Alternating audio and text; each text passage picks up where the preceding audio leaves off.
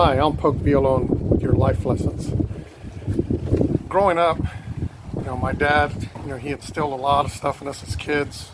Work hard, be the best person you can, respect your elderlies, do not talk back to your elderly, do not talk back to your mom, your grandparents, show respect. Show respect, and like I always wear a cap, and you sat down at that dinner table, that cap came off, and he would remind you, if you didn't take the cap off. So he had just, instilled a lot of positive stuff to us growing up. And a couple of things, one of the things that he used to always tell us is we had a dog. We had a dog when we were little, had him all the way up until high school, same dog. And back then they had, the dog food was gravy train. And he would buy this huge bag, probably like a 40-pound bag, 30-pound bag. And the whole idea of the gravy train was you got the bowl, you put the dog food in there, you put warm water, not cold water, you stir it around and it makes gravy, and the dog would eat it. And that's what our dog ate. He wasn't one of these dogs that sat there and ate human leftovers or whatever else. So we would take turns. There were 5 siblings. We had another sibling that came much later, but at the time basically the dog feeding skills came down to me and my brother Gordon. So we would rotate, in the morning it would be his turn, in the afternoon it would be my turn, whatever. And God forbid you didn't wash the bowl before fixing him his food. If my dad saw that you didn't wash your bowl, as soon as you set the bowl out there, and, to feed the dog, my dad would come out there and say, "Did you wash that bowl?" Knowing good well you didn't wash it, being lazy, just threw the food in there, mixed some water, and say, "Yeah, I washed the bowl." I don't think you did, and just keep in mind, do you eat on dirty plates? Do you eat, when you eat dinner, when you sit down, do you eat off of dirty plates? I'm like, no, Mom washes the dishes, and Velma washes the dishes. That's right. So you eat off of clean plates, so the dog's gonna eat off of clean plates. So make sure that when you you wash his bowl, and this whole time he's giving me the speech about cleaning the bowl, I look over, what's the dog doing, laying there licking his balls? Like, of course, I didn't say anything. I'm like throwing a hint, like, hey, check out the dog.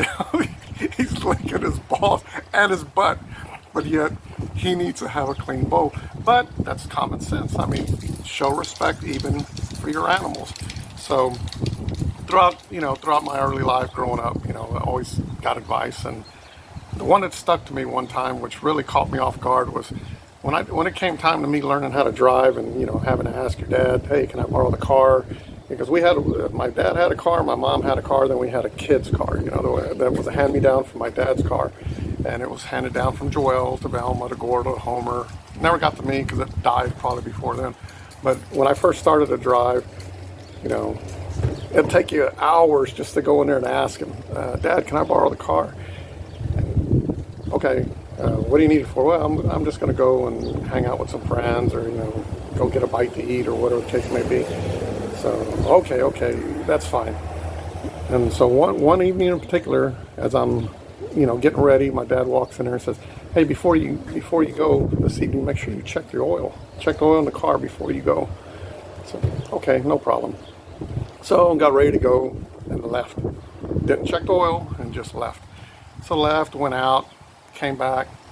The following morning, just sitting there watching TV, my siblings with my brother.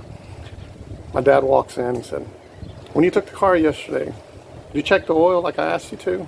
I said, yeah, I checked the oil. It was fine, I checked it. So, okay. Walks off, doesn't say anything else. And later on that evening, we're sitting there walking through the house, and hey, by any chance, yesterday when I asked you to check the oil, did you check the oil before you went out? Oh yeah, I sure did. Just like I told you this morning, I checked the oil. Okay, he just walked off, and I thought, that's kind of strange. He asked me again. Started thinking, maybe he knows I didn't check the oil. So I'm not kidding you. This went on for several days. He would just randomly stop me in the house, or I'd come home, and hey, a couple of days ago when I asked you to check the oil, did you check the oil? I said, yeah, I checked the oil, just like you asked, and walked right by him and just continued with my stuff. So finally, and this is after 3 or 4 days, we're sitting at dinner, and I'm just sitting there eating my food, and he's sitting at the head of the table, where he always sat, and he stopped and he said, hey, he said, poking. He said, the other day, 3 or 4 days ago when I asked you to check the oil, and before he even finished the question, I said, no, okay? No, I did not check the oil. Can you quit asking me? I did not check the oil. And of course, everybody's just looking at me, and I just look at my dad. He said, that's what I thought. And he just kept, he didn't say another word after that, didn't tell me, hey, you're not going to borrow the car or nothing, but he made me suffer for 3 or 4 days knowing that I didn't check that oil without just telling me that he knew. So, lesson learned. If they ask you once and you give them an answer and they don't come back, that's fine. Twice, okay, well maybe they know something that I think they don't know. But when they ask you 3, 4, 5, 6 times, just give up the gig. Admit it, you were wrong. Admit it that you lied in the first place and go on with life. Be a lot less stressful and not make you stress out for 3 to 4 days knowing good and well you didn't do something. Well, I hope you enjoy the video. Continue to subscribe to my page, Poke Violon, here on YouTube, and for future life lessons, because they're important. Thank you very much.